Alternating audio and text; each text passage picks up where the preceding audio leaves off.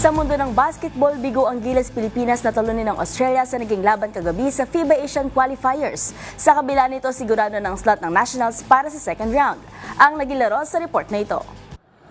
Nabigo ang Gilas Pilipinas laban sa Australia with 93-66 final score sa FIBA World Cup Asian Qualifiers noong linggo sa Mall of Asia Arena. Nakasabay ng Gilas ang Australia sa first half at naiwan lamang ng 5 puntos at 38-33 pagpasok ng halftime. Gayunman, tuluyang kumawala ang mga bisita sa ikatlong quarter matapos umiscore ng 30 points habang nilimitahan ng Pilipinas sa 20. Hindi na binitawan ng Australia ang kontrol sa huling yugto upang selyuhan ang kanilang panalo. Sa pagkatalo, nagtapos ang Gilas sa 0-2 sa ikalawang window matapos din matalo sa New Zealand noong Huwebes. May 2-2 record ng Pilipinas sa group stage habang nananatiling malinis ang Australia at 4-0. Sa kabila nito, nakasiguro na ang Nationals ng pwesto sa susunod na round matapos talunin ng New Zealand ang Guam with 99-67 final score sa hiwalay na laro. Ang top 3 teams sa bawat grupo lamang ang aabante sa round 2.